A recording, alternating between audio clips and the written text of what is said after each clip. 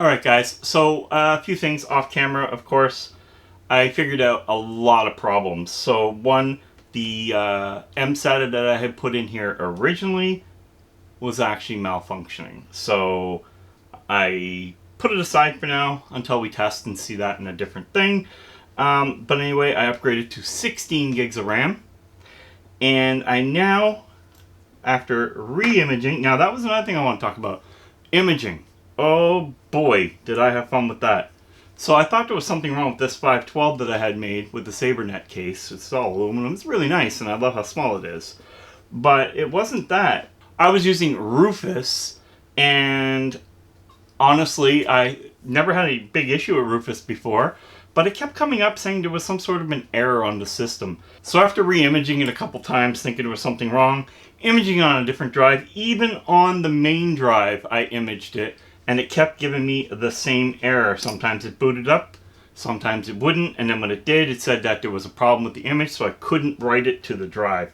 So, ballerina, etcher, no issues right after that. I did that image on here, using that software, boom. If you guys wondering, I'll leave a link for that if you want down in the description below. If you're trying to image, do an ISO or something for something to boot, then it's definitely the winner in this case. Rufus is pretty good, but ballerina etcher is what did the job. No errors. Okay, so that means we actually do have a booting system. Not quite put together. As you can see, I have a keyboard and a mouse here separate. And I'll get to that in a moment, because I haven't put this back together yet. So I think everything is working. We're going to do one more boot up and test. Just need to go get my trusty power switch. Guys, I'm really excited. We're going to have an original 2011 Commodore built system with an evolution of their operating system that came out in 2011. Of course, this operating system is newer, but it still runs on this system. So that is pretty cool. Heel Sonic, by the way, is the name of the board, which is weird. So you can see here, I have an option for advanced options for Commodore OS Vision. I think this will show it now. And now it's just going to auto boot because I didn't click or wait. And it is what it is. It's pretty quick now, and I'm really enjoying the fact that this old hardware is actually doing so well on this. Now, don't get me wrong, 16 gigs definitely is a sweet spot here, because I found that the 8 gigs was okay, but it just didn't have the same feel. Connection established, we got our Wi-Fi going, and everything seems to be functioning here. So I'm pretty happy about how this is going. So what we're going to do then, we're going to shut this down. I'm going to drop in the CD-ROM, or DVD-ROM and stuff, get it all back together, get this keyboard wired up proper, and hopefully I won't need half of the wires that were sitting in this machine, because we did this. That omits some wiring right there. So let's turn it off, and let's get this thing back together and running on its own keyboard. I know I'm still going to have to use one of these mice, but maybe down the road I can 3D print a mouse, match the color, tear a mouse apart, and build it so it looks like a Commodore mouse. That would be pretty cool. So unless you guys know of a Commodore mouse that I can order that'll work on a modern or more modern hardware, USB, let me know in the comments below. And of course, this isn't going to be the end of our series. I'm going to be doing the more modern version of what we built in a Commodore 64 case, but I want a water cooler. Just unplugging everything because it would make more sense in the end. Alright, so now we have our unit, and extremely light unit now, but let's get it together and enjoy what is the old Commodore from 2011. That we now have everything wired, and we don't have to worry about any extra crap. Maybe I'll just leave it alone now that I got it all tucked away. It was well, I guess it was original because of this weird connection, the weird drive, and it does show this drive in the pictures, so I'm guessing that is a factory installed. Now, let's see what screws I have to put all this back together. I feel like I'm missing something. Okay guys, I'm going to do a little shout out to Be Quiet because their bins always give me some extra screws. And that solved the issue, except one thing. If you're doing this, remember that hard drive I pulled out? They have to put it back in. And the reason being, that's how those screws mount. They go through the chassis, through that plate, into the hard drive. Now you'll notice one's missing here, and that's because in order to get the hard drive to stay where it was, you gotta put one screw in the plate, just so you can have it line up, because if not, you're gonna have a hard time. I also put these spongy feet on to elevate. One, more air, I guess, but two is just so I'm not scratching anything because of the screws if they protrude past the legs, and it looks like they did. So I figured that would be the smartest move. So we have that now fixed, and we have some height, which is actually kind of good. There's a lot, I mean, there is flex in these cases, but there's no real weight here, and the weight is over to one side on the thing. It's not in the middle. So I don't think I have to worry about that. Now what I have to worry about, though, is this ugliness that we thought we got rid of.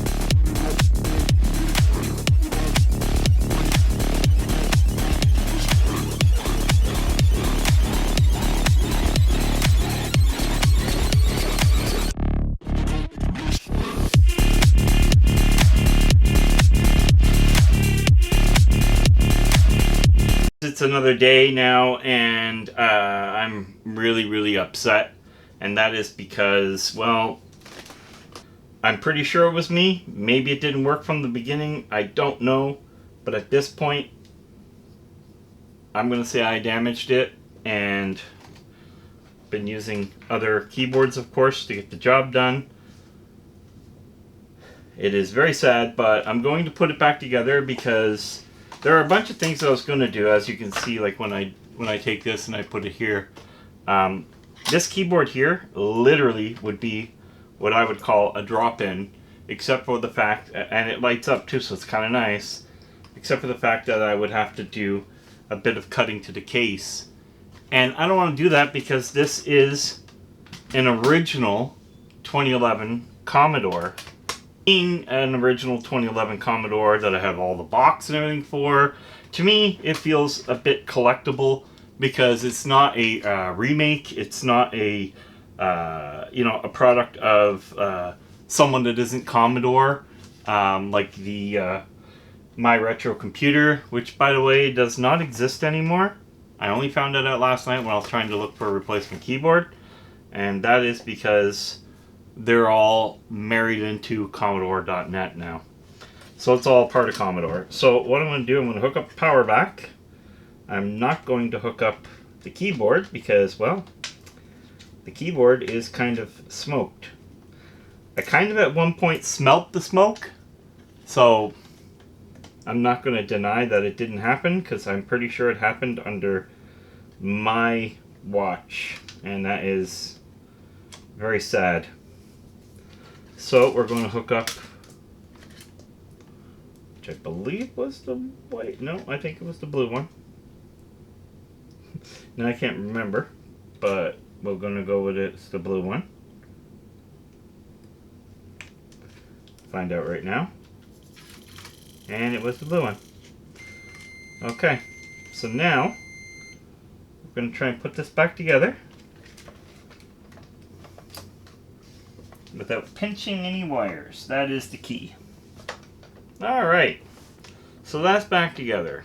Now, if you look here, and you have this like this, I don't know if the camera's seeing it right. Let's see if I can move everything back enough to... And you'll see that everything's lit up. It looks like the right size to go in there. And again, if I could do it without modifying the case, I would. I even thought about putting a screen right here. But anyway, it is what it is. So at this point, I did do a full update. So there is a whole entire update to Commodore OS, and it's recommended that after you boot up and get everything the way you want it, that you do that. Okay, so that's just a bonus. And what do we want? Would you like to uninstall web browser for distraction-free, child-safe? No. Why would I want to do that? But see, that's an add-on. That was something that was added in. So if you did not want to have internet on this in any which way or form, it will disable the browser. Welcome to Commodore OS Vision. Do you want faster or lower or any things with the background moving or not? And I'm gonna go with medium. But no wobble windows. No, hold on. No, we're gonna have medium. That would have been full desktop animations. Okay, no, we can keep full desktop animations. I find the machine pretty snappy for what it is, based on how old it is. Commodore OS customized. So this is all going to be just some add-ons now. Things have been updated, so it's asking me if I want to keep it, this, that, whatever. So I'm just going to say yes to it all. Is that it? Nope. So it literally just asks, look now, it's gone to a Commodore menu. It's going to download things to make it easier to run 8-bit ROMs, okay? Because it's saying that I have a fully compatible, what they're going to call Commodore thing here, but not because of laws or restrictions due to licensing. They have to download something to patch it to make things work better. Now, what is this? Pre-select from options 1, Commodore 8-bit system ROMs, Amiga Kickstart images. Ooh, that's cool. I want to do 1 and 2. What's Q? No quit. So we're going to do 1 first, I guess. And see, as you can see here, we're just, I don't know how much of this is going to be caught on camera, but it's just really cool that it has all this based on a free operating system. So which operating system would you like to perform? 1, 2, 3, or quit? So opens browser to C64 Forever. You've downloaded C64 Forever Express Edition. You've installed any version of C64 Forever.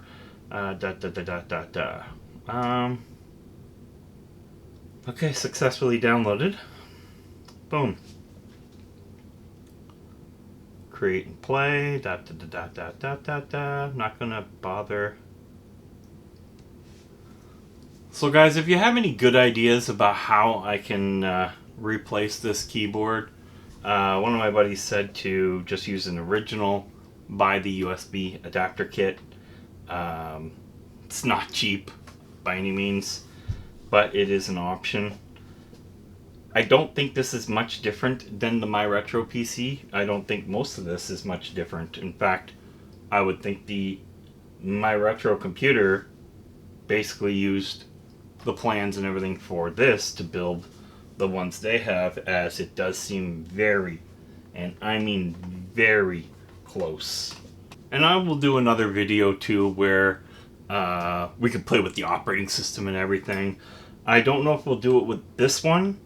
We're going to work on another one, just because I feel really, really bad about what I did here. And again, I just, I want to make sure this is all working, and I can put it away for now, and then revisit the keyboard situation. That's really sad. And I never figured out why it wouldn't light up here either. I mean, the power works, just won't light up. I'm also going to try and find some really cool ideas for a mouse. Just going to shut down and reboot because I want to do a I want to see if there's any games on here. I just want to try something, make sure it's all working right. But other than that, I mean, this machine is running. Oh, I forgot to put that fan back on. So there's a boo-boo. And that plugs in right. Just wondering why I didn't feel any air movement. Alright, so what I want to do is I want to see if there's any games on here.